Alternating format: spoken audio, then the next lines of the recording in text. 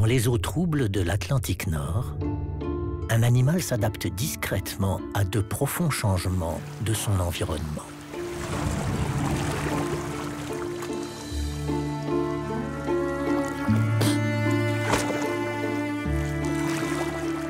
C'est l'un des plus grands prédateurs du littoral européen, capable de chasser des proies rapides et fugaces.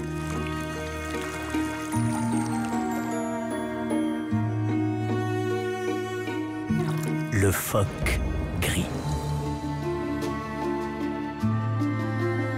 On l'a souvent associé à une adorable peluche blanche ou à un clown de mer. Et pourtant, son destin est émaillé d'épreuves. Depuis toujours, il doit faire face à des super prédateurs. Et depuis peu, à des cannibales. Aujourd'hui, on le surprend à remonter les rivières ou à la chasse aux marsouins. Pour comprendre l'origine de ces nouveaux comportements, il faut musarder à ses côtés, au cœur d'un océan qui, lui aussi, s'est transformé.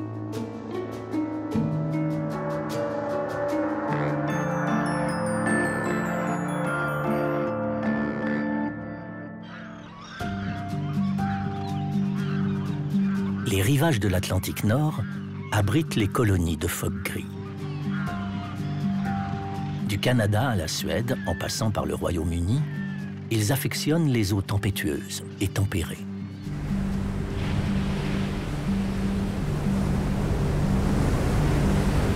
Depuis la fin des années 70 et l'arrêt de la chasse aux phoques, la population augmentait d'environ 10% par an. Mais depuis quelques années, elle plafonne. Aujourd'hui, on commence tout juste à comprendre l'origine de cette stagnation. Grâce notamment au recensement annuel et au progrès des bagues et des balises embarquées.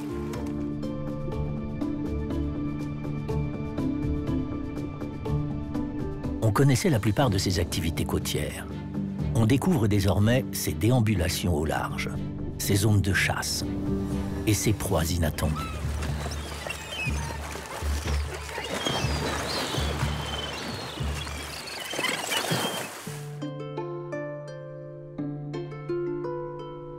Septembre. Un jeune mâle part en quête d'une terre d'asile, c'est-à-dire le plus souvent d'une des nombreuses îles qui constellent les eaux du Royaume-Uni, où vivent 40% de la population mondiale et 95% de la population européenne de phoques gris. Parmi elles, l'île de May, à l'est de l'Écosse. Ce jeune Candide tente sa chance un peu au hasard. Mais cette île est déjà occupée par un phoque mâle de 270 kg qui règne jalousement sur son territoire.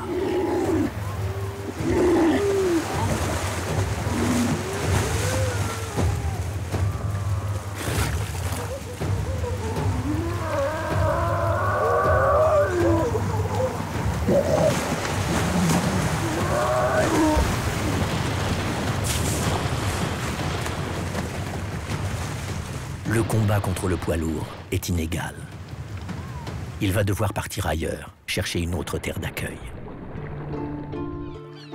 On pensait que les phoques étaient tous philopatriques. Autrement dit qu'ils revenaient sur leur colonie natale pour se reproduire. Mais les phoques porteurs de balises ou de bagues ont montré qu'il y avait de nombreuses exceptions. Ils ont notamment prouvé qu'un jeune mâle est capable de nager plus de 1000 km à la recherche d'une nouvelle colonie. Le jeune mâle tente de s'approprier les meilleures îles, des reposoirs isolés, jamais totalement submergés. D'autres phoques ont évidemment eu la même idée. Une explication musclée avec le maître des lieux s'impose à nouveau.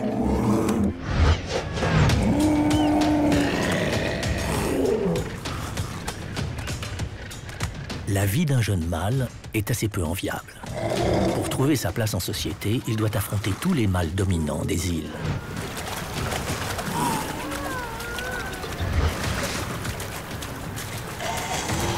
S'il ne fait pas le poids, il doit abdiquer.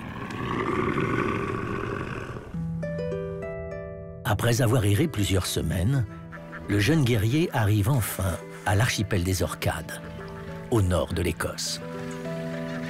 En vue, l'île de Westray. Ses falaises semblent totalement imprenables. Depuis le début de son odyssée, il aura longé toute la côte est du Royaume-Uni et parcouru une distance équivalente à un marathon par jour. Pour arriver enfin sur l'îlot de Faray, dans une crique en apparence déserte.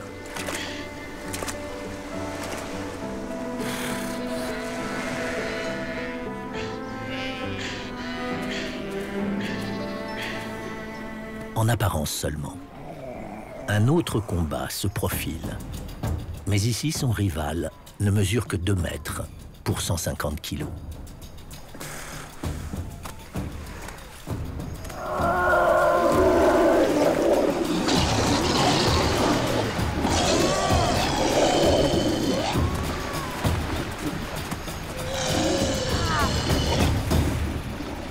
Victoire. Durement acquise. À son tour, il va défendre son lopin de terre, tout en jeûnant. Son ambition, se reproduire. Une semaine après son combat triomphal, il est récompensé par l'arrivée de femelles qu'il va prendre sous sa protection. Plus petites, plus fines, plus blanches et plus coquettes.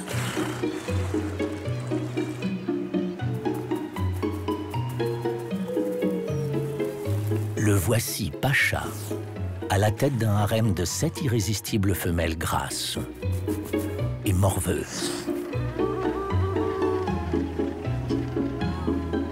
Pendant 6 semaines, il doit les surveiller jalousement. Pour veiller à ce que d'autres mâles ne viennent pas empiéter sur son territoire et son harem, il s'escrime à les tenir à l'écart. Sur de courtes distances, il peut ramper aussi vite qu'un homme qui court.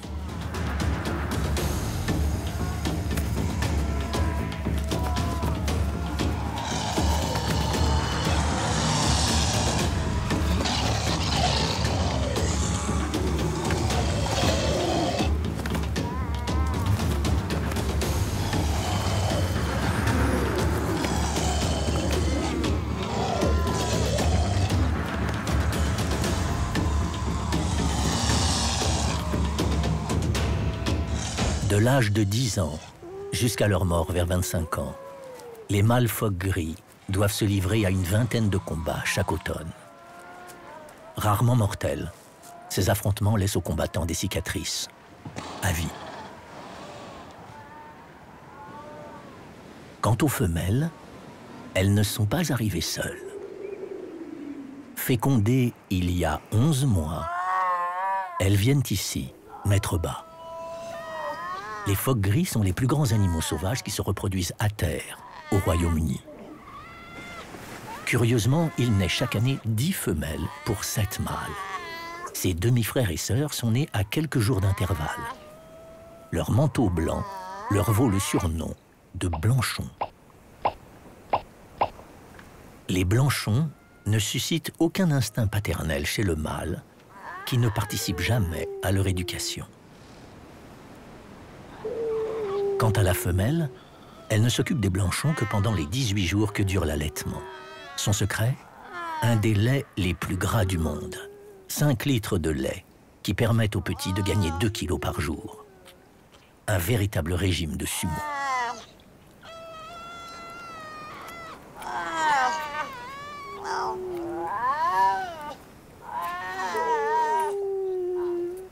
Les blanchons épuisent leur mère, qui perdent jusqu'à 6 kilos par jour et 40% de leur poids en moins de 3 semaines d'allaitement. Toutes les nuits de novembre, c'est le baby-boom dans les maternités insulaires.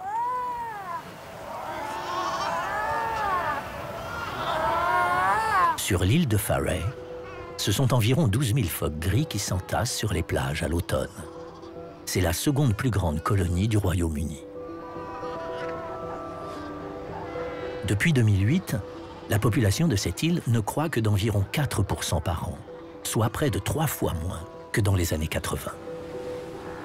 Pourtant, les femelles sont toujours aussi fécondes et donnent naissance à une douzaine de petits dans leur vie. Les blanchons seraient donc victimes d'une surmortalité à partir du moment où ils quittent le confort des maternités. Après 2 semaines passées dans les souilles de boue à l'abri des tempêtes, certaines femelles les invitent à découvrir les joies des premiers bains. Elles savent être persuasives. Obnubilés par leurs mamelles, les petits oublient qu'ils pénètrent pour la première fois dans l'eau glacée. Une méthode pédagogique très efficace.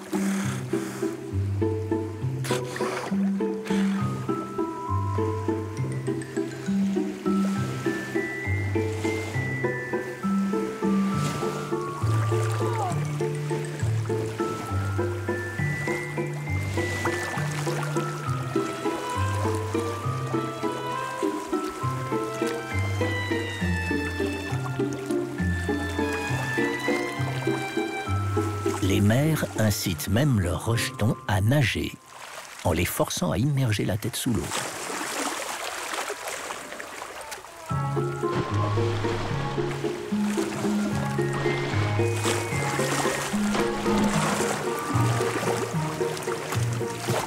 Peu isolés du froid, les blanchons prennent d'abord des bains de courte durée. Puis s'aventurent seuls et plus longtemps.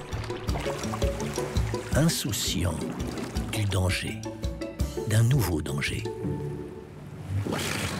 Un mâle adulte. Aux mères, le soin de le repousser.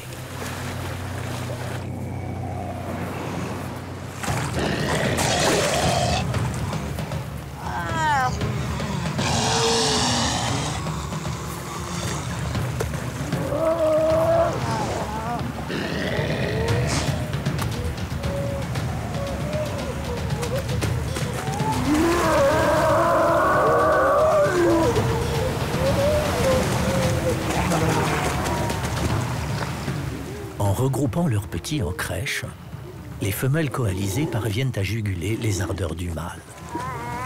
Malgré la différence de taille, ce sont elles qui contrôlent le calendrier de reproduction sur l'île. Après précisément 18 jours d'allaitement à jeun, les femelles ne produisent plus assez de lait. Les petits vont devoir être sevrés. Premier signe de leur émancipation, la mue. Les blanchons vont perdre progressivement leur fourrure immaculée. Pour réussir à s'en débarrasser, tous les moyens sont bons.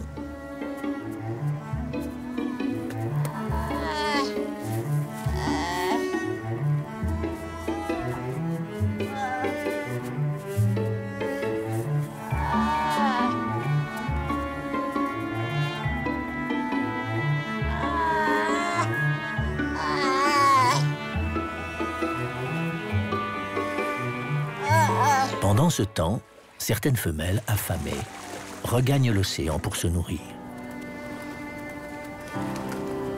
Leurs petits ne les reverront probablement jamais.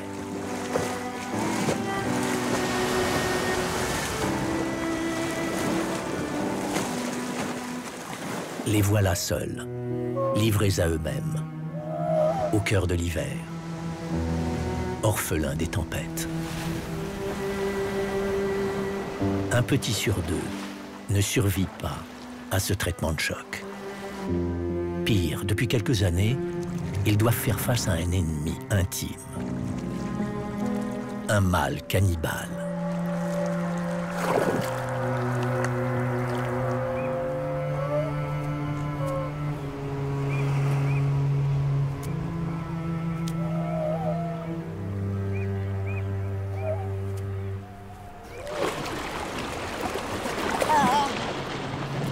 Il compte uniquement sur son poids pour terrasser ses proies.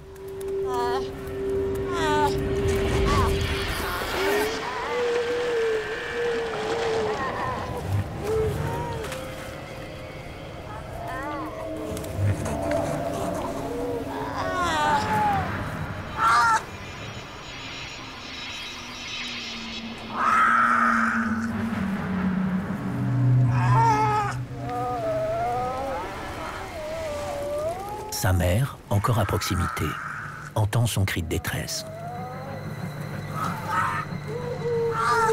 Elle fait diversion.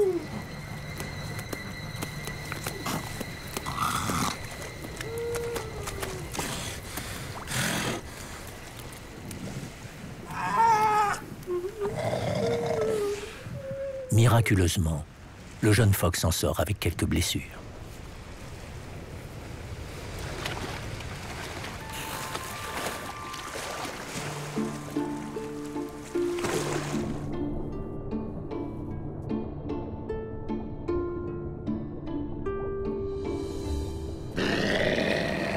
Ce mâle cannibale reprend sa chasse. Il guette le départ des mères pour s'en prendre à des petits isolés. Cette fois, rien ne peut le distraire.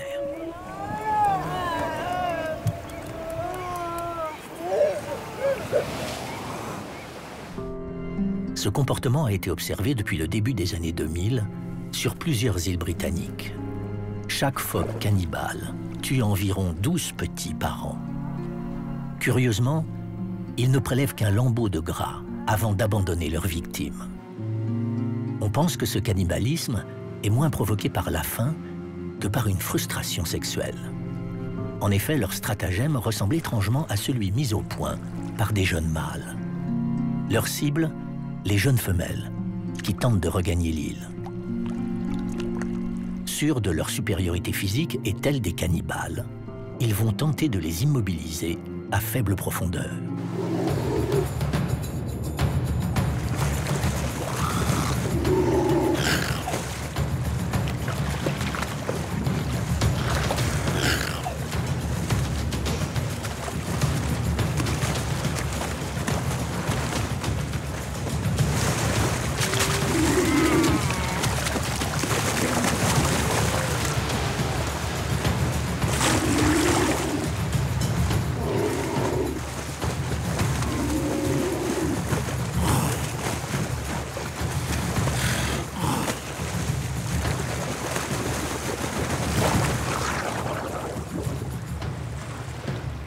Pincées et mordues à la nuque, les femelles ne peuvent plus s'enfuir. Le phoque est adepte de l'amour vache. Les mâles pourraient dévorer leur partenaire, mais leur objectif est tout autre, s'accoupler pour assurer leur descendance. Ces jeunes phoques sont surnommés les mâles périphériques. On estime qu'ils ont 10 fois moins de chances de se reproduire que les grands mâles. Mais comme ils sont plus nombreux, ils parviennent souvent à leur fin.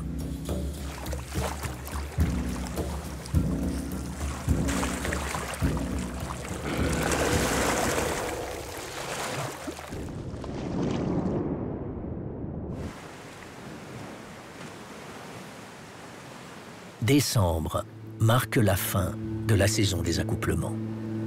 Toutes les femelles ont quitté l'île. Seuls restent en maraude quelques mâles solitaires.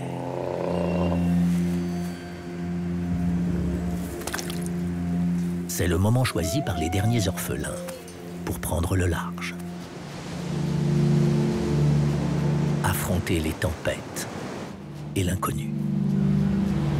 Depuis toujours, le calendrier de reproduction du phoque gris semble paradoxal. En effet, c'est en plein hiver que les petits sont sevrés et se retrouvent livrés à eux-mêmes pour faire face à la violence des éléments, aux vagues.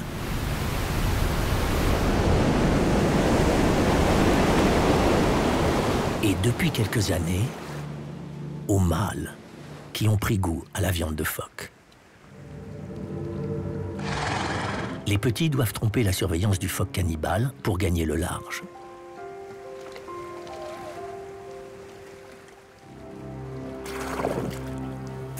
Ils improvisent. Certains vont chercher des crevasses pour s'échapper discrètement.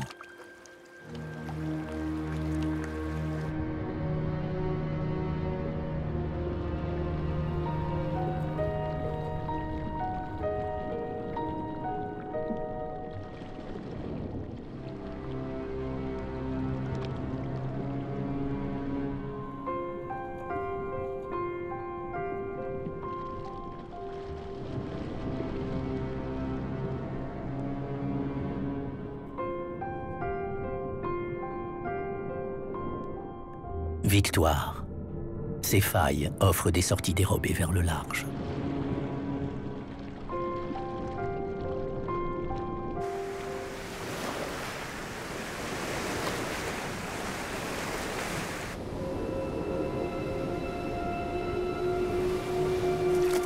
Ce dernier phoque aura-t-il cette chance?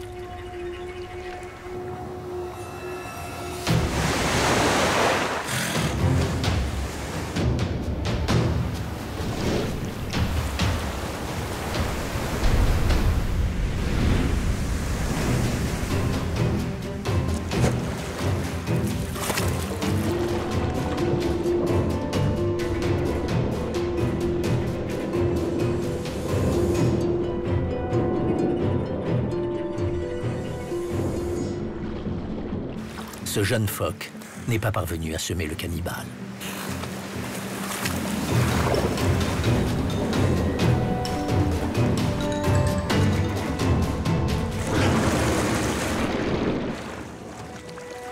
Que prépare ce mâle? Un baiser de Judas ou une farce de clown? Ni l'un ni l'autre. Dans l'eau, le tueur ne peut utiliser son poids pour saisir et croquer les petits.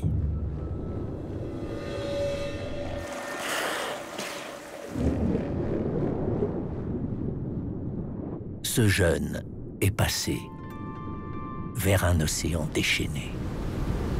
Son sort sera scellé par les colères de l'hiver. Ce Candide doit survivre au cœur des montagnes liquides, où les poissons sont encore rares.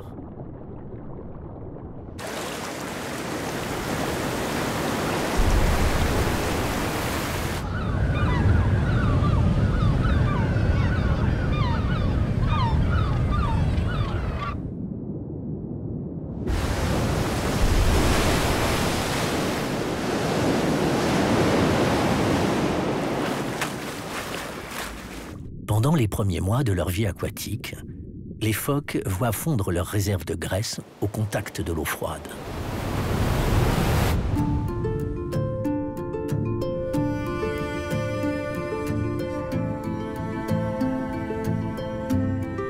Comme cette jeune femelle, ses parents ne lui ont jamais appris à chasser. Que va-t-elle bien pouvoir se mettre sous la dent?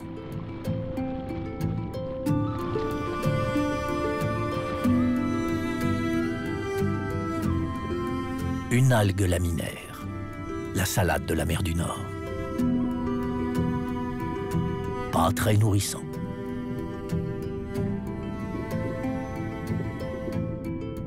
Mais jusqu'au printemps, elle peut compter sur sa réserve de graisse pour lui permettre de survivre en économisant ses stocks.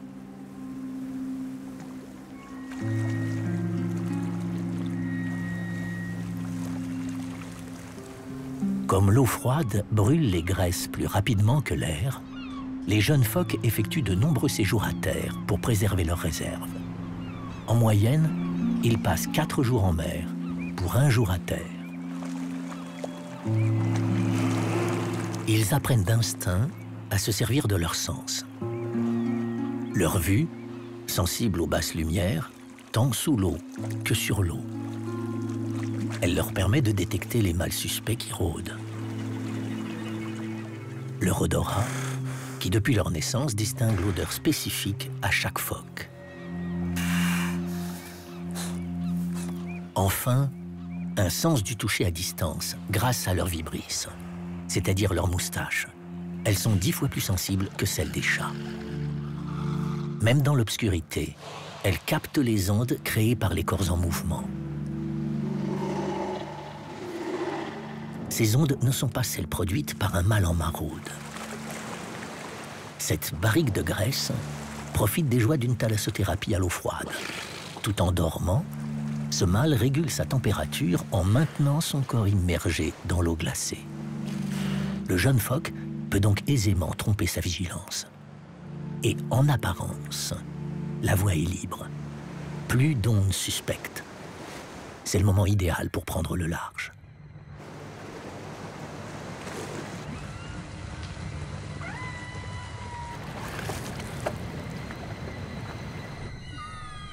Pourtant, son ouïe détecte d'étranges sifflements de plus en plus présents. Venant de toutes les directions et mélangés à des cliquetis.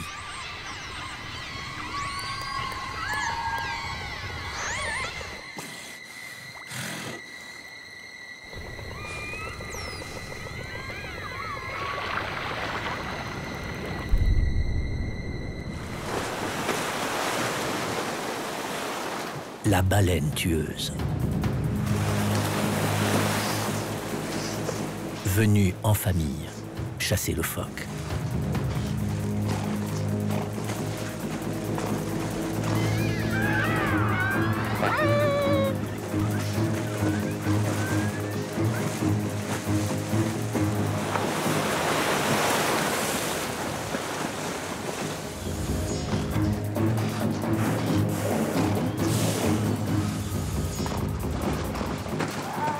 Les plus expérimentés donnent loisir aux plus jeunes de s'entraîner à assommer le phoque.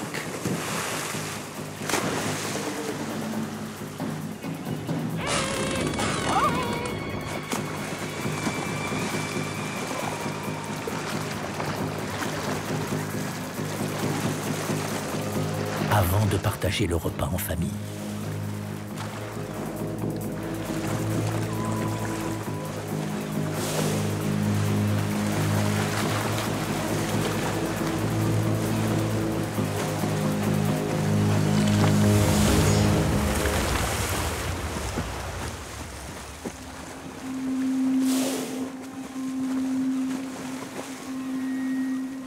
Depuis la nuit des temps, les baleines tueuses, également appelées orques, chassent le phoque.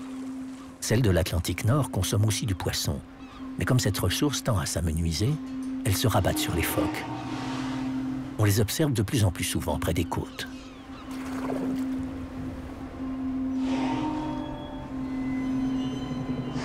Aussi, tous les phoques, jeunes ou adultes, doivent apprendre à vivre avec leurs sombres menaces.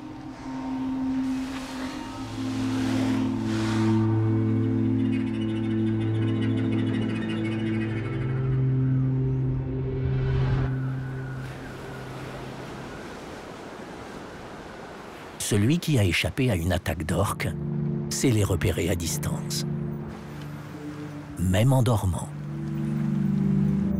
En gonflant ses poumons, le phoque fait la bouteille. Il ne se repose que d'un œil pendant ses odyssées. Ses vibrisses détectent toute vibration inhabituelle en surface et de l'autre côté du miroir. Son ouïe, plus sensible dans l'eau que dans l'air, identifie de loin les signatures vocales de son ennemi mortel.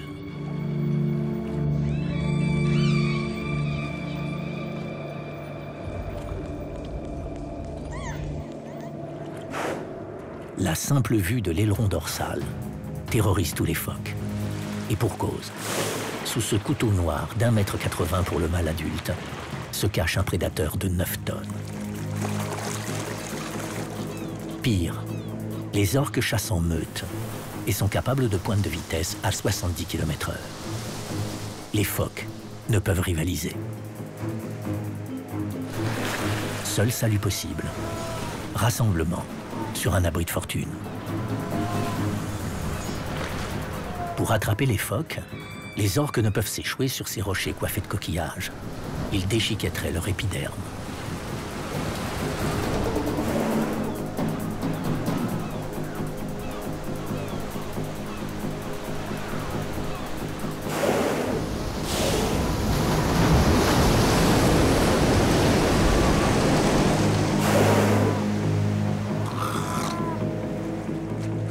Elle tente alors de brouiller les pistes. Les femelles et les jeunes restent sous la surface et changent rapidement de position, pendant que le mâle se montre ostensiblement pour effrayer les phoques.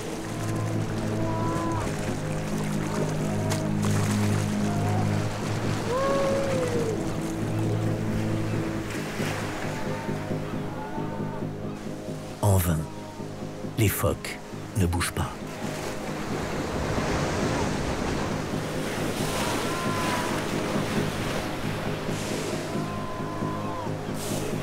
Aussi, les orques préfèrent passer leur chemin pour tenter de surprendre ailleurs des jeunes phoques imprudents.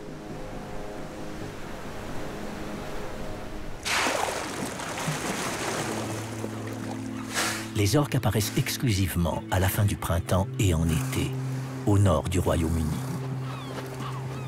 Pour une bonne raison. Ce calendrier correspond au moment où les phoques sont les plus gras. À la fin du printemps, tous les phoques ont quitté la maternité de Farey. Et pour cause, le retour du soleil déclenche dans la mer du Nord une explosion de vie, donc de proies disponibles pour les phoques. La lumière stimule l'explosion de phytoplancton, des algues microscopiques qui donnent aux eaux de surface leur teinte émeraude. Des algues qui vont à leur tour nourrir des petits poissons et crustacés, eux-mêmes mangés par des prédateurs. Dans les 3 ans qui suivent le départ de leur île natale, les jeunes phoques partent en quête de ces proies au hasard des courants. Sans port d'attache, ils se dispersent. Ainsi, en quittant Farey, un phoque a d'abord visité la pointe nord de l'Écosse, en passant dans le détroit du Pentland Firth et ses remarquables aiguilles de grès rouge. Des étranges formations géologiques rongées par la mer et le vent.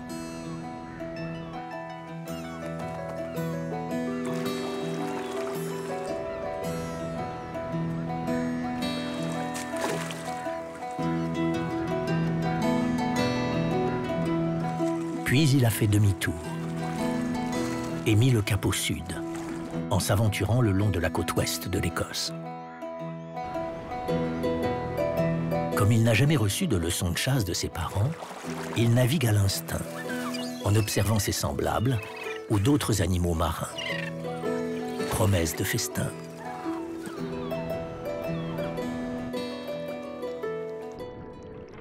Parmi ses meilleurs indicateurs, les fous de bassin.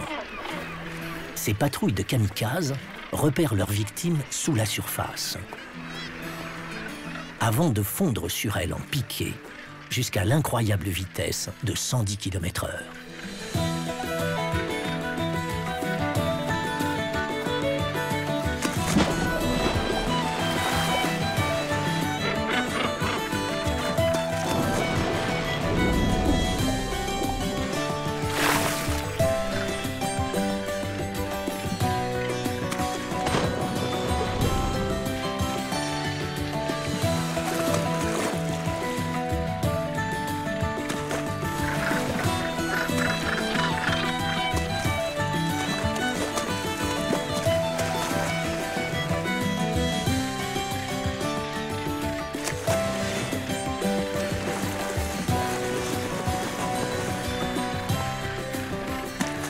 Avec les goélands et autres oiseaux marins, le phoque s'invite à la table des fous et finit les restes du banquet.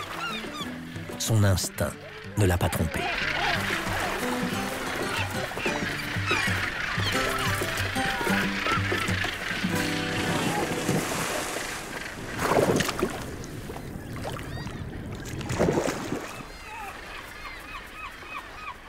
Au fil des rencontres, ce phoque aura nagé plus de 1000 km en 3 ans pour finalement atteindre le pays de Galles et l'île de Ramsay.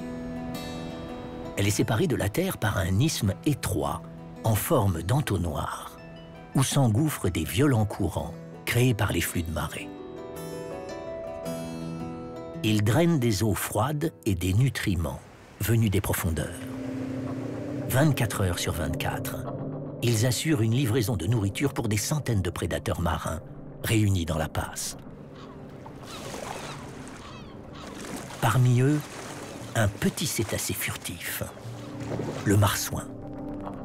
Ce bolide de 60 kg déjoue la force du courant de Ramsay pour attraper plus de 5 kg de poissons par jour. Depuis quelques années, on a remarqué que quelques mâles phoques gris s'intéressaient de près à ces cétacés côtiers. Bien qu'à l'aise dans le courant, le phoque gris ne peut rivaliser de vitesse avec les marsouins. Toute course-poursuite est vouée à l'échec.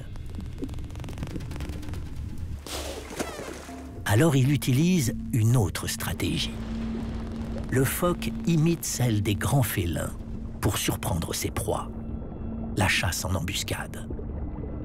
Problème, la visibilité ne dépasse pas quelques mètres et l'empêche de chasser à vue. Heureusement, ces vibrisses sont plus sensibles aux ondes créées par des corps en mouvement dans l'eau que dans l'air.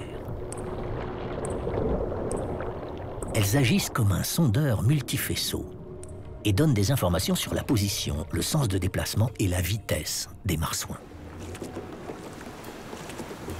Ainsi, au cœur de la passe et son trafic incessant de marsouins, le phoque attend le passage de sa proie pour tenter de la surprendre et l'intercepter.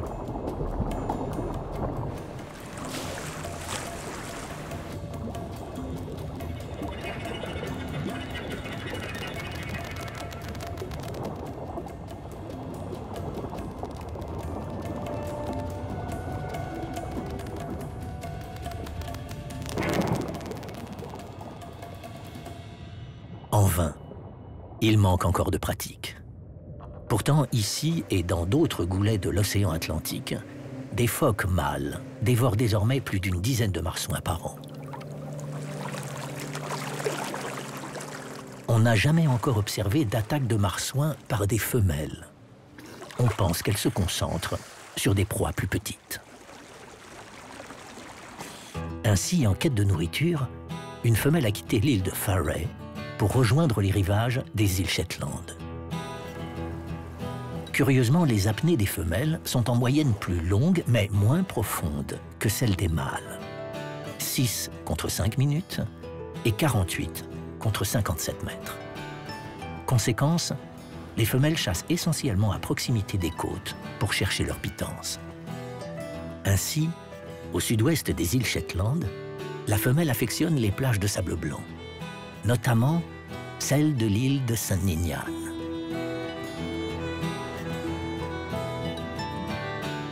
Au cœur de ces baies abritées se cachent des poissons invisibles, les rois du camouflage, qui ne résistent pas au peigne de ces vibrisses.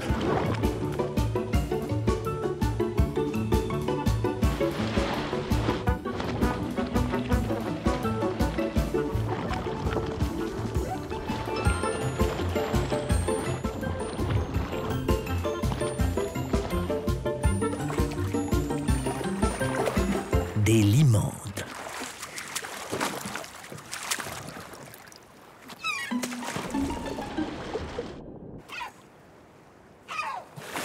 Gare au goéland, qui viendrait jouer les picassiettes.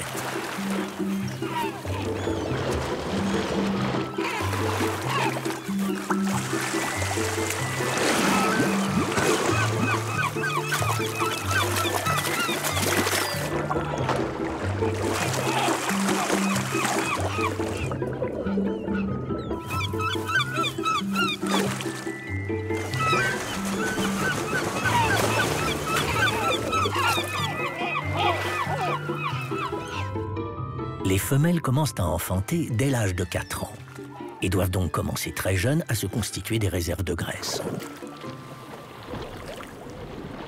À la recherche de nouveaux territoires de chasse, ces femelles et tous les phoques gris découvrent désormais un nouveau monde. Un océan étrange, peuplé de bouées colorées comme des ballons de baudruche et de monstres en acier qui ronronnent au cœur de gradins en béton garnis de goélands. Bref, un océan transformé dans lequel doivent désormais évoluer tous les prédateurs de l'Atlantique, même les orques.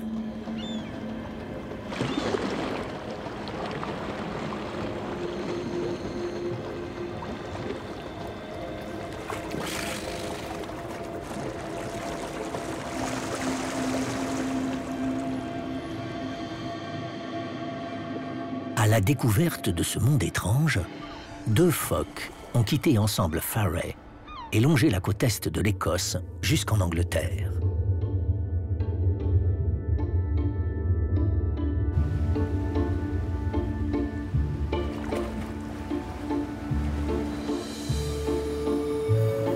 ils s'aperçoivent que d'autres phoques gris ne s'émeuvent pas de la présence d'étranges géants d'acier qui peuplent ces eaux troubles.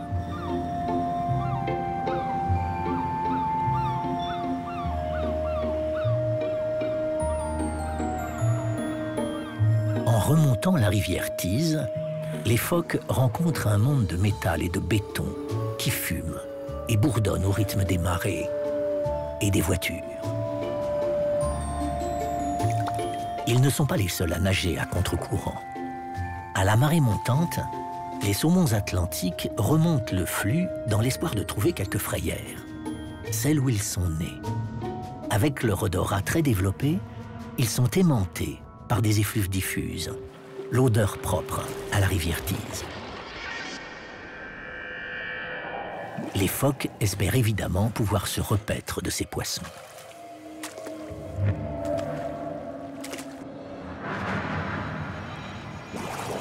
Mais ils restent insaisissables en pleine eau. Par chance, l'homme et son goût immodéré pour le béton et le métal vont leur donner un petit coup de pouce. En amont des bouées, les phoques ont découvert un mur totalement infranchissable. Un barrage.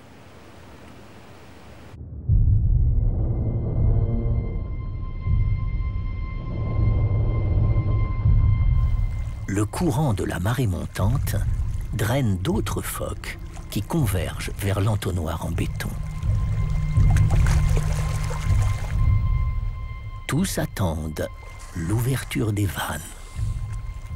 L'eau douce déversée fera monter en surface les saumons, pressés de pondre en amont, pour le bonheur des phoques.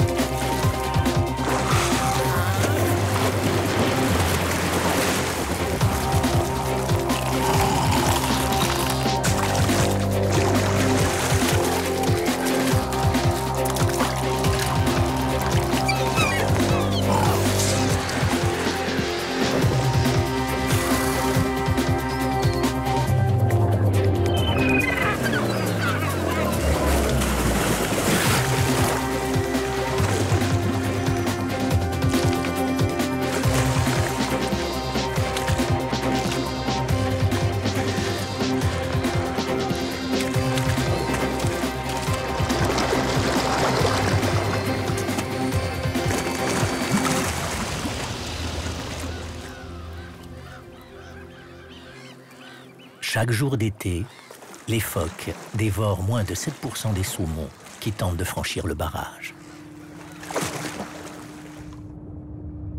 En montant, la mer finit par compenser le courant de la rivière et engloutit les vannes. Les saumons peuvent alors aisément rejoindre leur frayère en amont du barrage. Quant aux phoques, et notamment cette femelle, ils peuvent enfin digérer leur repas et se délasser dans un bain moussant.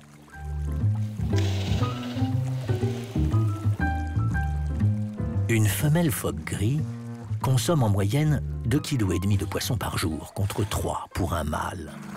Et plus le poisson est gras, moins il en faut. Or, les saumons sont gras et nourrissants à souhait, mais pas toujours aussi faciles à capturer. Comme va le découvrir une femelle qui s'est aventurée en Écosse. Elle a découvert des rangées d'étranges structures cylindriques. Les fermes à saumon.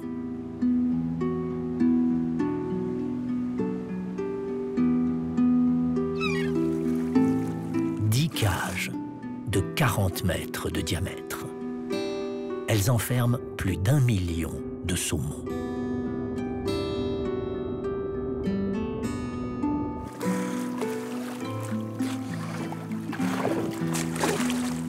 Des fruits défendus qui restent inaccessibles aux phoques.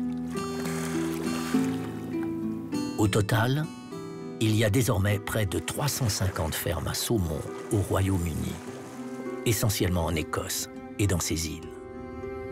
Ces cages créent des écosystèmes miniatures à plusieurs centaines de mètres à la ronde.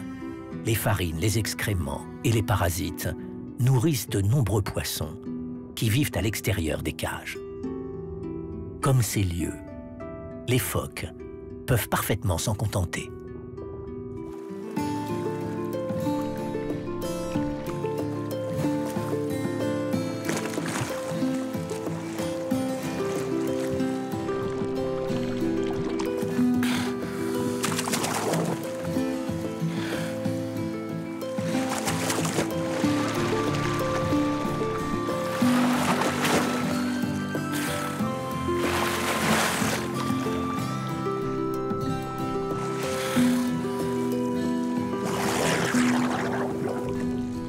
Mais les exploitants des fermes ne font pas de différence entre un phoque qui chasse les lieux autour des cages et un voleur de saumon. Les poissons d'élevage restent la propriété de l'homme qui se donne tous les moyens pour les protéger.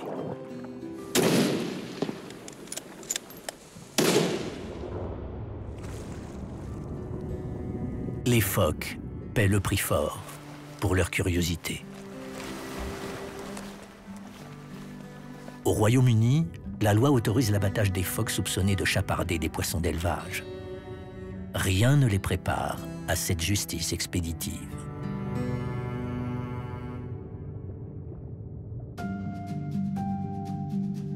En mer Baltique, sur le littoral de la Suède, les pêcheurs entrent également en conflit avec les phoques. Dans les années 2000, ils ont inventé des pièges qui sont formés d'un filet qui barre la route aux poissons côtiers, puis d'un entonnoir en filet qui les font converger vers une nasse.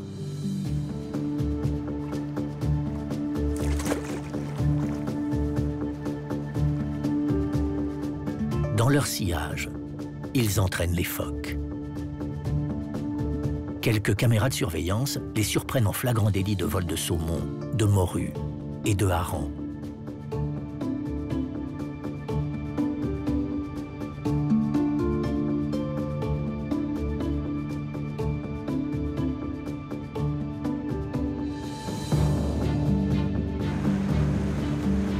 En remontant leur piège, les pêcheurs ne collectent souvent que les miettes des repas des phoques.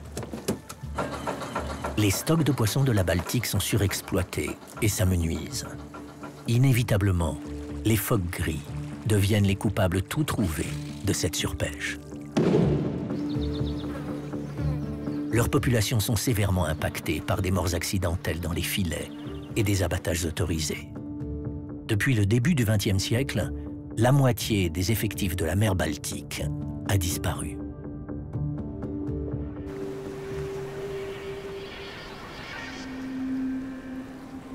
Aujourd'hui, à l'image de celle des autres phoques gris de l'Atlantique Nord, la population de Fairey fluctue essentiellement au rythme des ressources alimentaires disponibles. Des nouveaux prédateurs et des mortalités accidentelles. Autant de facteurs qui expliquent la stagnation de leur population. Il y a aujourd'hui moins de phoques gris que d'éléphants d'Afrique, mais comme ils sont concentrés sur les rivages de l'Atlantique Nord, ils donnent l'impression de prospérer. Au contact des engins de pêche, de nombreux phoques disparaissent en mer sans laisser de traces. Certains survivent, comme cette femelle réchappée miraculeusement des mailles d'un filet. Sur l'origine des prédations sur les proies inhabituelles, on ne peut que spéculer. Mais les soupçons portent encore sur l'industrie de la pêche. En prélevant les ressources disponibles, elle force les phoques à trouver d'autres sources de protéines. Pour survivre dans cet océan transformé, les futures générations de phoques devront à leur tour adapter leurs déplacements et comportements.